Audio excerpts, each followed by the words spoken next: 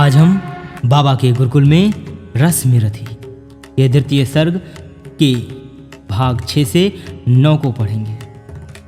अगर आप इसके पहले भागों को देखना चाहते हैं तो डिस्क्रिप्शन में दिए लिंक पर जाकर देख सकते हैं। अगर आपने अभी तक हमारे चैनल को सब्सक्राइब नहीं किया है तो आपसे निवेदन है हमारे चैनल को तुरंत सब्सक्राइब कर लें और अपने मित्रों को भी शेयर करें। तो बिना देर किए हुए हम शुरू करते हैं।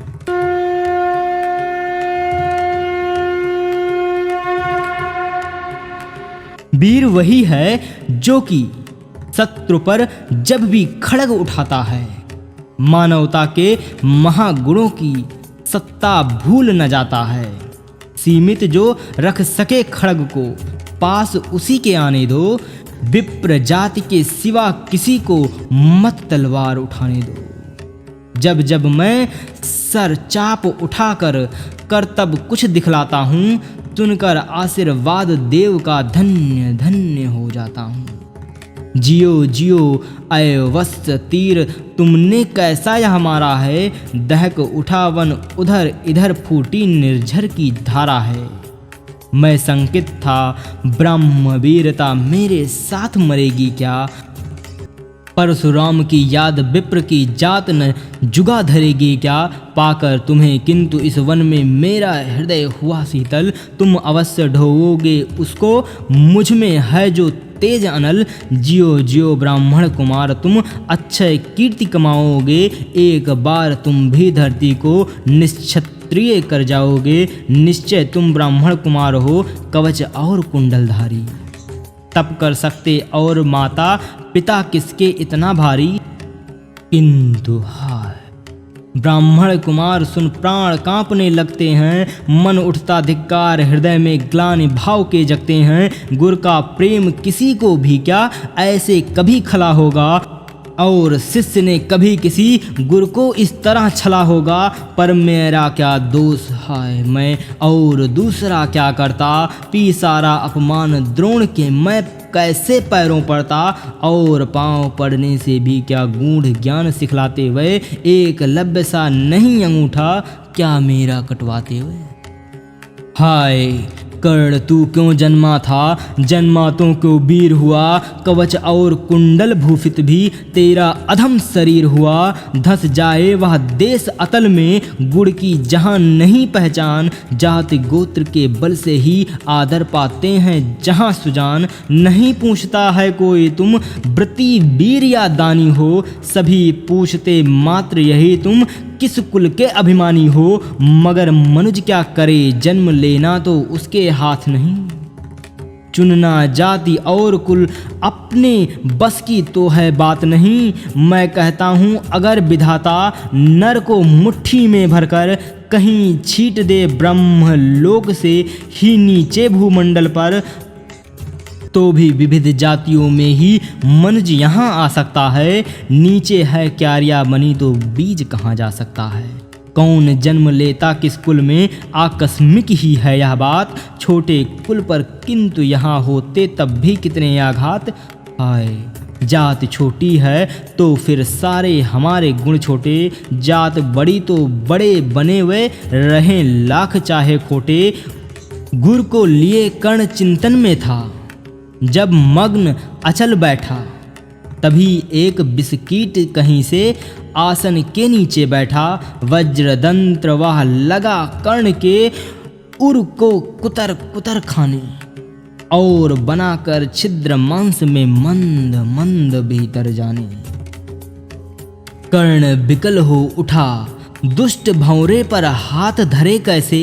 बिना हिलाए अंग कीट को किसी तरह पकड़े कैसे। पर भीतर उस धसे कीट तक हाथ नहीं जा सकता था। बिना उठाए पांव शत्रु को कर्ण नहीं पा सकता था। किंतु पांव के हिलते ही गुर की नींद उचट जाती। सहम गई यह सोच कर्ण की भक्तिपूर्ण बिहला छाती। सोचा उसने अतः कीट या पिए रक्त पीने दूंगा। गुरु की कच्ची नींद तोड़ने का पर पाप नहीं लूंगा। बैठा रहा अचल आसन से कर्ण बहुत मन को मारे। आह निकले बिना शिला सी सहनशील को धारे, किंतु लहू की गर्म धार जो सहसा आन लगी तन में। परशुराम जग पड़े रक्त को देख हुए विस्मित मन में। कर्ण झपट कर उठा इंगितियों में गुरु से आज्ञा लेकर। बाहर किया कीट को उसने छत में से उंगली देकर। परशुराम बोले शिव शिव तूने यह की मूर्खता बड़ी। सहता रहा अचल जाने कब से ऐसी वेदना कड़ी। तनिक लजा कर कहा कर्ण ने, नहीं अधिक पीड़ा मुझको। महाराज क्या कर सकता है यह छोटा कीड़ा मुझको। मैंने सोचा हिला डुला तो वृथा आप जग जाएंगे। क्षण भर को विश्राम मिला जो नाहक उसे गंवाएंगे। निश्चल बैठा रहा सोच यह कीट स्वयं उड़ जाएगा। छोटा सा यह जीव मुझे कितनी पीड़ा पहुंचाएगा। पर यह तो भीतर धंसता ही गया, मुझे हैरान किया। लज्जित हूँ इसलिए कि सब कुछ स्वयं आपने देख लिया। परशुराम गंभीर हो गए, सोच न जाने क्या मन में। फिर सहसा क्रोधाग्नि भयानक भभक उठी उनके तन में। दांत पीस आंखें तरेर कर बोले, कौन छली है तू? ब्राह्मण है या और किसी अभी जन का पुत्र बलि है तू? सहनशीलता को अपनाकर ब्राह्मण कभी न जीता है। किसी लक्ष्य के लिए नहीं अपमान हलाहल पीता है। सह सकता जो कठिन वेदना, पी सकता अपमान वही। बुद्ध चलाती जिसे तेज का, कर सकता बलिदान वही। तेज पुंज ब्राह्मण तिल तिल कर जले नहीं यहाँ हो सकता। किसी दशा में भी स्वभाव अपना हुआ कैसे खो सकता। कसक भोगता हुआ विप्र निश्चल कैसे रह सकता है।